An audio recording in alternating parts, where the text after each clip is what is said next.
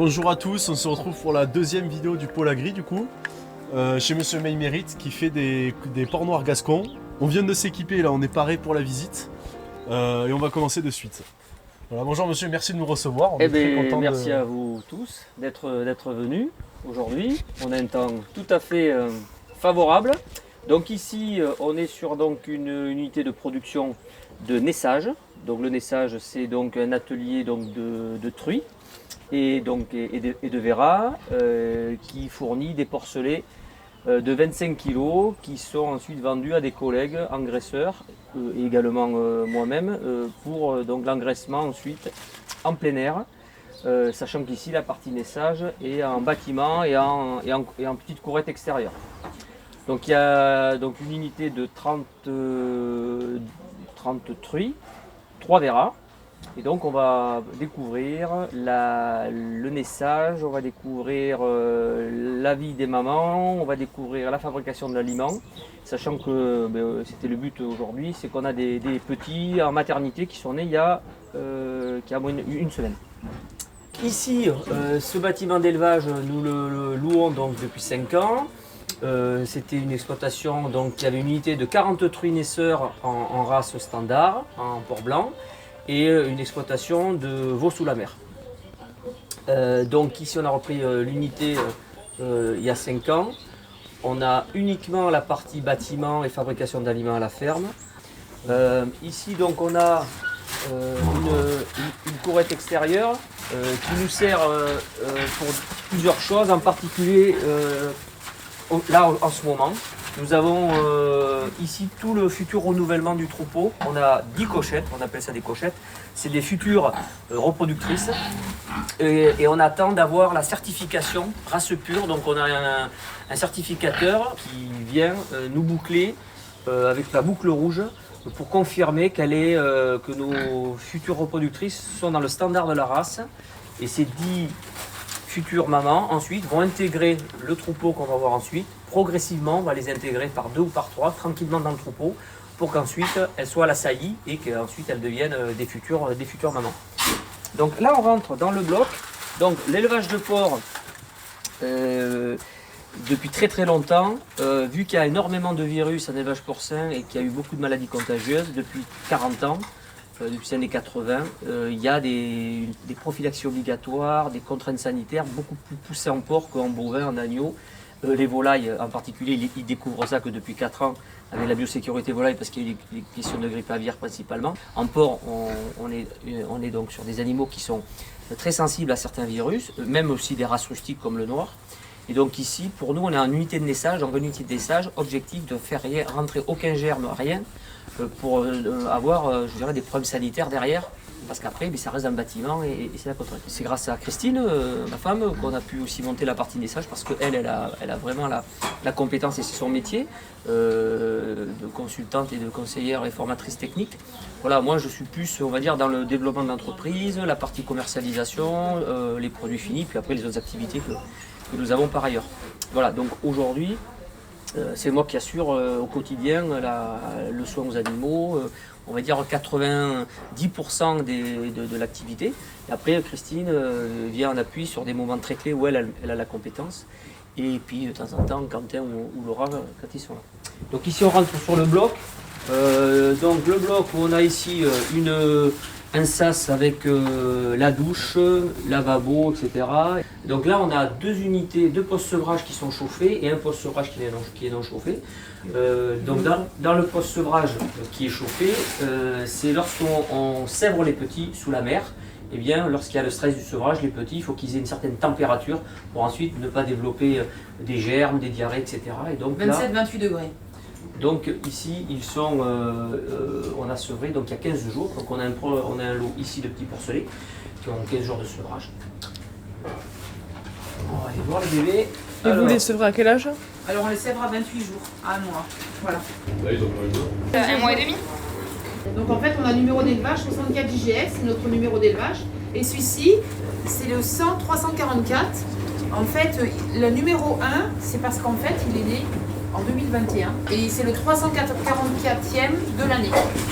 Donc ici, ce qu'on fait, c'est que le système des porcs, on est toujours avec des dominants et des dominés et à la compétition à loge. Donc là, ce qu'on va faire, c'est que ces porcelets, par exemple, ensuite je vais les détasser dans un mois, un peu moins d'un mois, 3 semaines. Je prendrai un lot que je détasserai ici en zone non chauffée et le lot, je le redivise en deux pour laisser plus de place aux cochons et pour que les petits soient, on retrie les petits des petits, les gros, pour la compétition.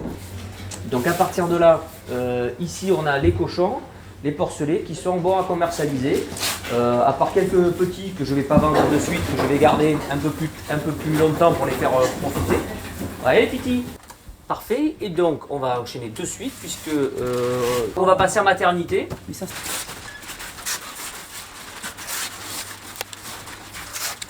et les filles. Vous voyez, ils ont chacun une petite feuille. Cette truie, c'est la 5008, née en 2015. Donc ça fait la 12e fois qu'elle m'ébat.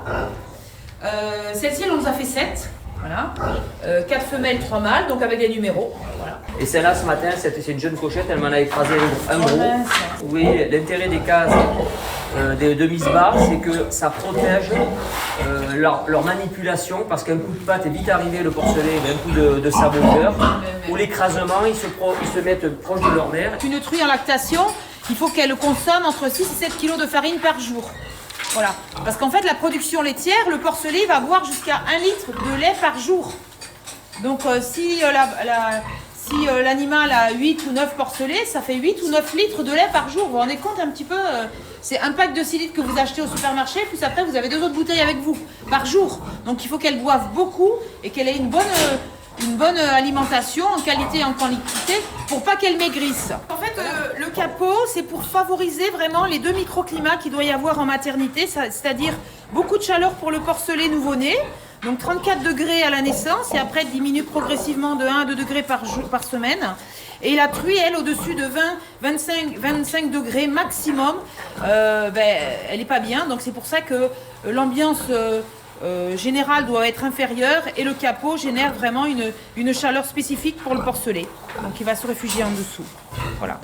Donc ici, qu'est-ce qui va se passer? C'est que lors du sevrage, on va donc là, on va déjà les petits porcelets la semaine prochaine. Je vais les ouvrir pour qu'ils soient mélangés à tous les autres porcelets, donc dans chaque endroit. Donc les truies, chaque porcelet va revenir vers sa mère, mais ils vont pouvoir galoper et se mélanger pour qu'ensuite la compétition, lorsqu'ils vont ensuite se retrouver au sevrage, il y a déjà une première pré-compétition qui soit faite. Et donc ça va moins stresser le jour du sevrage. Le jour du sevrage, donc dans un mois, on ouvre et on sort les porcelets par ce couloir et on va les amener là où on les a vus tout à l'heure dans ce qu'on appelle le PS, post-sevrage, où donc c'est chauffé. Donc on les fait passer par là, les petits porcelets, et ensuite les truies.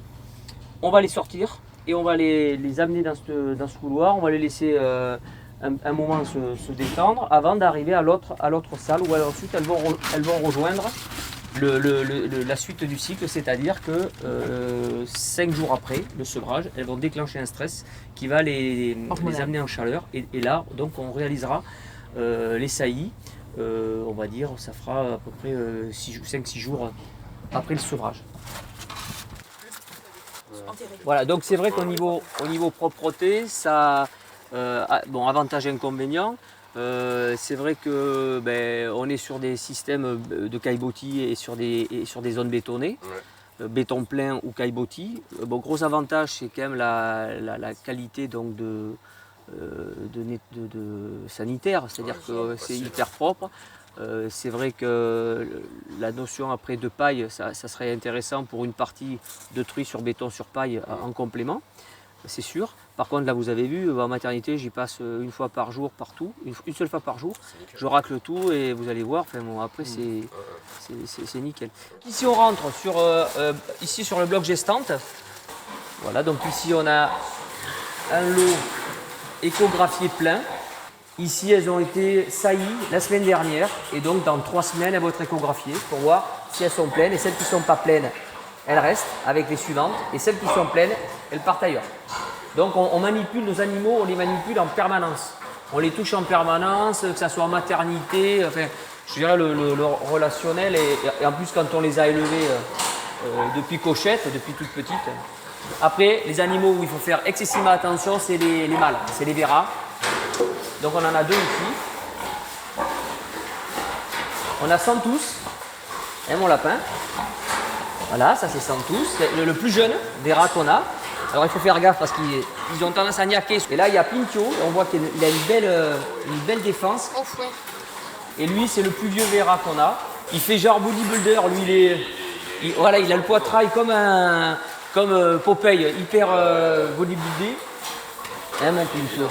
Voilà. Donc lui c'est le plus vieux des rats qu'il faudra bientôt réformer. Ce qui fait qu'aujourd'hui on ne fait rentrer que un verra tous les 2 ans ou 3 ans sur l'élevage. On garde toutes nos femelles, donc au niveau du risque sanitaire, on limite au maximum. Et mon Santos. Les mêmes mecs. Et en moyenne, ils ont quel âge là? Bon, les plus vieilles, elles sont de 2015, il y a environ 60% du troupeau qui est 2015. Et après 40, ben, c'est des cochettes qui sont nées ici et qui ont certaines 2 ans, d'autres 3 ans. On va continuer la visite. Alors ici on rentre à la fabrique. Donc là ici c'est la fabrique d'aliments. Donc on a la zone où on stocke les céréales. On stocke les céréales et on fait les fabrications. Pratiquement tous les jours, je fabrique tous les jours ou tous les 2 jours. Des petites quantités à chaque fois pour que la farine soit fraîche, la plus appétante possible pour les animaux. Et donc j'ai un ensemble de formules où en fonction du stade physiologique des animaux, on n'y met pas les mêmes pourcentages de maïs, d'orge triticale, de tourteau et de minéraux. Ça c'est un mélangeur, donc il y a d'abord le broyeur où les céréales arrivent. Par exemple ici, ça arrive, si je mets là, j'ai le... Voilà, donc là on a des vis avec les cellules et ensuite ici ça c'est le moulin. Donc on lance le broyeur. Et ensuite, le mélangeur, une fois que tout est passé, on fait mélanger, on y rajoute les minéraux, on laisse mélanger un certain nombre de minutes et après on peut mettre en sac ou en chariot, comme on veut. Et donc on a 1, 2, 3, 4, j'ai 5 formules différentes entre les gestantes, entre les allaitantes, comme on a vu en maternité. Ensuite on a les premiers âges, donc c'est des porcelets qui ont été sevrés il y a 15 jours, donc ça c'est un aliment très appétant. Ensuite il y a le 2e âge, c'est les autres, et ensuite j'ai une croissance. Voilà, donc j'ai plusieurs formules que j'utilise en fonction du stade physiologique. Et ensuite il y a des éléments de transition alimentaire. L'idée des fois il faut faire des petits passages progressifs pour pas qu'il y ait un choc digestif. Puisqu'ils sont comme nous, le cochon est très sensible à son alimentation digestive.